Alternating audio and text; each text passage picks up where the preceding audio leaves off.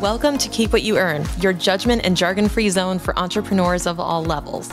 Get ready to learn how to scale your business, save money in taxes, and create a business that grows your wealth. If it feels like the financial side of business is like eating your vegetables, well then think of this podcast as the ranch dressing to make the process a little more enjoyable. My name is Shannon Weinstein. I'm a CPA and business owner on a mission to simplify money and empower others through knowledge. I hope this episode inspires you to take action, but remember that the information we share is for educational purposes only and is not individual tax advice. Now that we got that out of the way, let's start the show.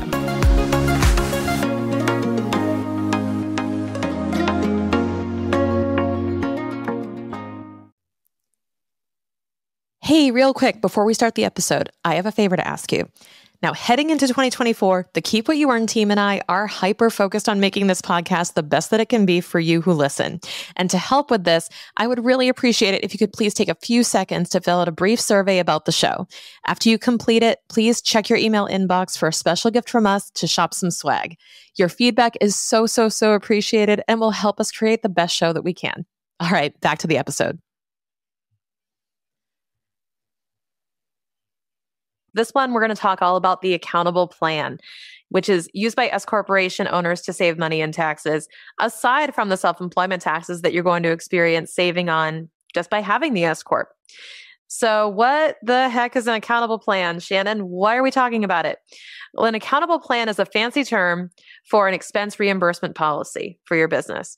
This enables you to reimburse your employees, including yourself, for personal assets that your business uses. And why should you have one? If you don't always pay for business expenses with business accounts as an S Corporation owner, or if you have mixed business and personal expenses, which are blended, the accountable plan enables you to reimburse yourself out of the business for the expenses that you incur personally on behalf of the business. So if you reimburse yourself without one, that reimbursement could be considered taxable income. Keep that in mind. It could be considered taxable income if you don't have an accountable plan in place. An accountable plan is simply a written policy, and we provide this to the folks who enroll with our S Corp service. We provide you all the tools to set up your accountable plan properly, but it's just a written policy that basically states that you can do this. And all you have to do is keep it in your corporate records. You don't have to file it anywhere. You don't have to declare from the mountaintop that you have an accountable plan now. You don't have to tell the IRS or anything. You just have to make sure that you have it documented in the case that it's ever requested. Very rare, only in the case of an audit, really. So what can you reimburse with an accountable plan? Here are some examples. We talked about if you mistakenly pay for business expenses personally. Number one, that's always an easy one. But the other thing is mixed use stuff. So when I say mixed use, I mean personal assets typically that are also sometimes used for business. Here are some examples. Your home in the form of a home office, a vehicle, or maybe even your cell phone, right? Have you thought of your cell phone? But you haven't thought of that yet. If you're listening to this podcast on your cell phone and you're learning a lot about taxes, it's at least a portion. It's at least a portion used for business just by you listening to it. The reimbursed amount, though, that you pay out from your business must represent the business use portion of the expense. So you'll have to figure that out for each of these different expense types. You can use the portion of actual costs. Or in the case of a vehicle, if you use the vehicle for less than 50% business, you would use the standard mileage rate pretty much for the vehicle. The expense must have a valid business purpose, and it must be supported by a receipt or other type of evidence to substantiate the cost. So that includes documentation of how you computed what you're going to reimburse. And we have, like I mentioned, we have an accountable plan tracker that you can use if you enroll with us that has a whole list of ways to calculate this.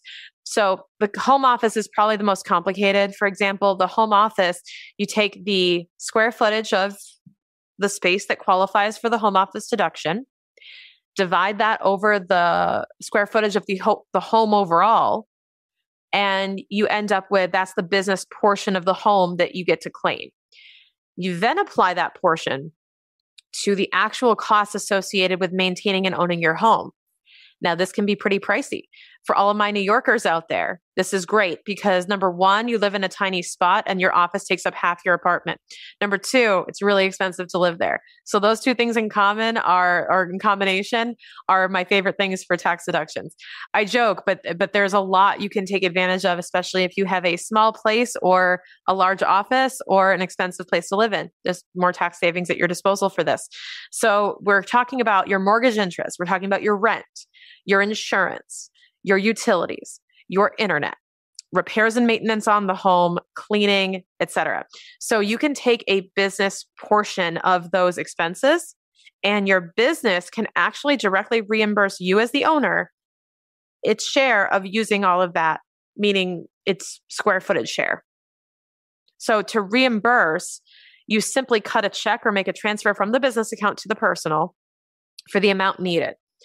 There has to be clear documentation, though, of the quote unquote request for reimbursement. So if you've ever worked for a company, you probably remember this. You had to send in like your travel receipts, right? You had to actually send in a reimbursement request. Think of it like that, where if you're logging it into some type of tracker, that you're essentially requesting to have the reimbursement done, showing the calculation, and then paying out that amount with a lot of memos and notes in your QuickBooks or in your bookkeeping platform, showing what that relates to. So make sure that you've just got that documented the whole way so that there isn't some random PayPal transaction for $1,200 that you forget about later and you go, oh yeah, I don't know what that is. You want to make sure it's really clearly documented. So again, just simply make the transfer, cut a check. It's really easy. And also when it comes to bookkeeping, don't be afraid to use normal expense titles. You don't have to create an entire account in your QuickBooks or in your bookkeeping platform for accountable plan reimbursements. You can just call it what it is. Like if it's a portion of your internet, call it internet expense. If it's a portion of utilities, call it utilities. If it's a portion of home office, call it home office, et cetera, right?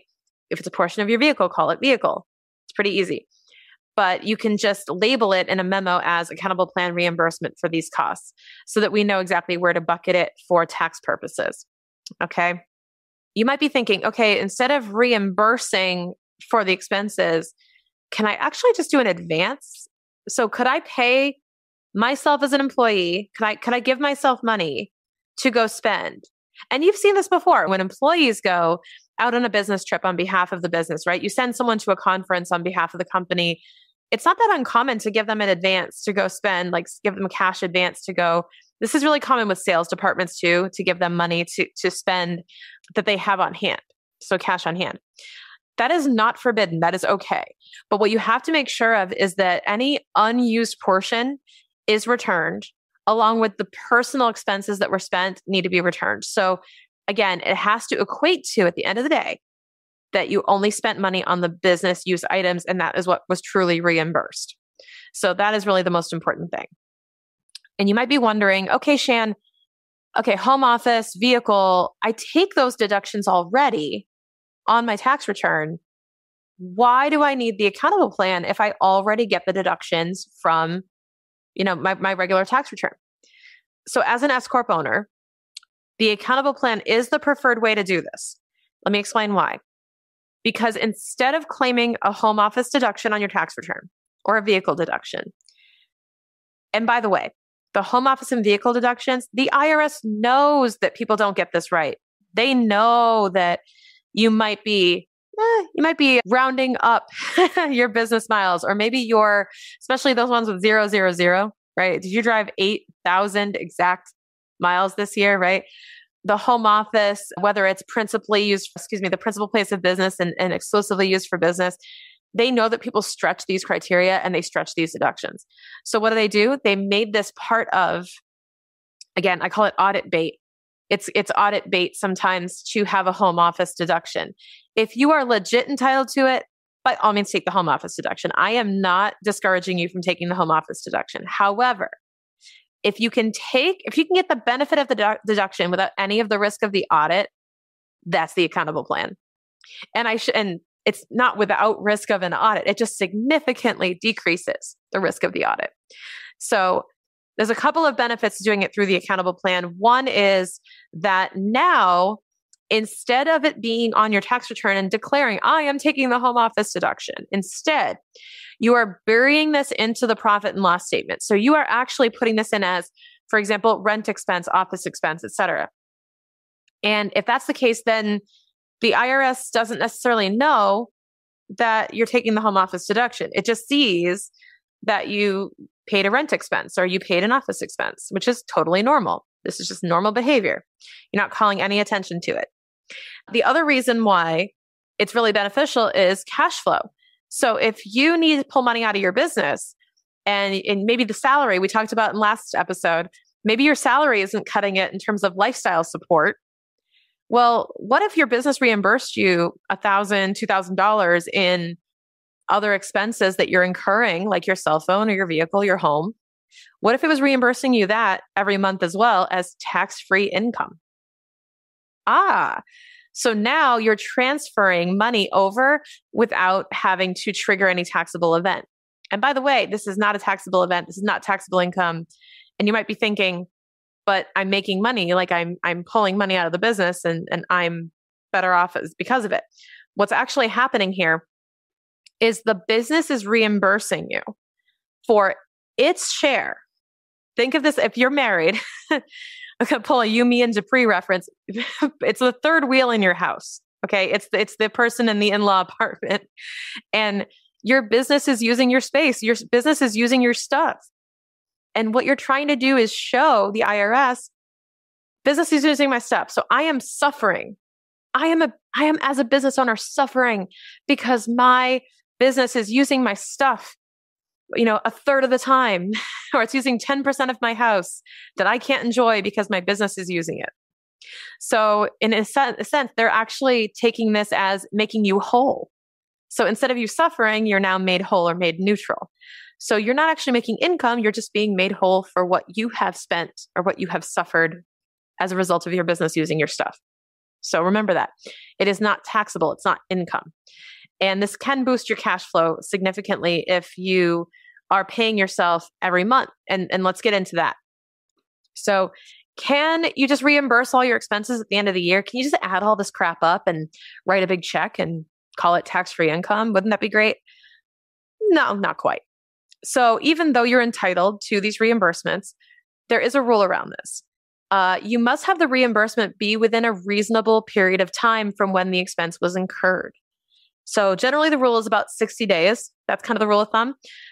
You want to, though, get in the habit of reviewing your reimbursements monthly. Here's why. And this is just my rule. This is not regulatory. This is not required. I encourage monthly because number one, it's just easy to do on a routine basis. If you did it every other month, I feel like you'd forget, oh, did I do it last month or do I do it this month? And it's just enough time in between to forget to do it. So I think monthly is good to get into a routine. I also think that, most of your expenses come due monthly. So your mortgage bill is monthly, your rent is due monthly. Why not have your reimbursement also replenish that cash flow at the same frequency? That's my opinion. So I think it's a good habit to get into monthly. And also then if you skip a month, you're still in compliance. Like you can still catch up. You're not going to miss your opportunity according to the policy. So I encourage you to do a monthly reimbursement under your accountable plan.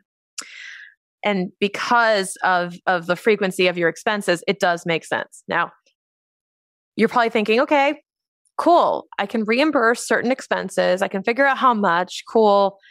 Now, how do I actually implement this? How do I set this up? Like, do I magically have an accountable plan just by having a document? Yeah, it actually is that easy. It's really easy to set up an accountable plan. Now, it's a piece of paper. It doesn't just say in crayon, I have an accountable plan now. Thank you, Shannon, in your business name. It does not say that. It's a very specific type of legal document or policy that has to say certain things in it. Again, we have our template, which you can use if you enroll with our S Corp service. So we have the accountable plan template. It's a one-page sheet, really easy. And you just keep that in your documents. There's no need to file. There's no need to report. You just have to make sure that you have that on file to give you the right to use it. And then you can reimburse based on your calculations. Now, as always, documentation is key. I always remind you of that. Documentation is key. So make sure that you've got all your ducks in a row with supporting and substantiating all of the expenses that you're incurring and that you're reimbursing. It's so important. Now, you don't really need to worry about coming up with your own templates and stuff. There are things online you can use, full disclosure. We just have a proven template that works and a tracker that is really comprehensive and clear. So we just like to use that within our business, and we can share that with you if you subscribe with us. So if you're interested in having this set up for your business, whether it be just the accountable plan, which we can do, or the whole bundle, which is to set up an S corporation, we talked about this. All we have to do is file the S corporation election for you. Easy. We also get you set up with Gusto Payroll, and we get you set up with an accountable plan that you can use. So really, it's about, on average, our clients experience this over 2 or 3 phone calls that we go through to get everything set up properly for you. So it's really a minimal time investment. It's probably, I'd say 2 to 3 hours of your time, because we take care of most of it for you. So if you're interested in participating in this service, if you're interested in learning more about the S Corp and if it makes sense for you and doing a consult, do get in touch with us. Text me the word S Corp at 860-609-6374. Link is in the show notes. Text me as well. And let's get started saving you thousands in taxes. I would love to know what you learned. So share with me on social media, tag me on Instagram, and let me know what you think. See you next time.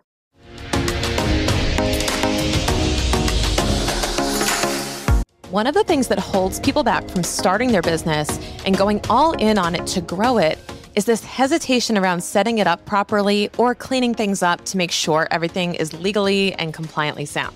Between setting up the actual business legally and knowing how to manage the money, there's a lot that can intimidate somebody and scare them into not starting. And that's why I bundled up my 5 best resources all together for brand new business owners or for anyone who's looking to clean things up. This is my 5-day mindset refresh, because you know it always starts with mindset, and my business financial quick starter, which is my starter course for anyone looking to start a business with all the key elements you need to do in order. My tax deduction guide with hundreds of deductions you can take for your business today. My Money Pro matchmaker on how to find the right professional for you, and my cash flow forecasting mini course. This is the ultimate Swiss Army knife. It includes tools and templates, everything you need to get started on your business successfully, or clean things up if you feel like you've fallen behind. Grab your copy right now. The Small Business Starter Kit is yours for free using the link in the show notes.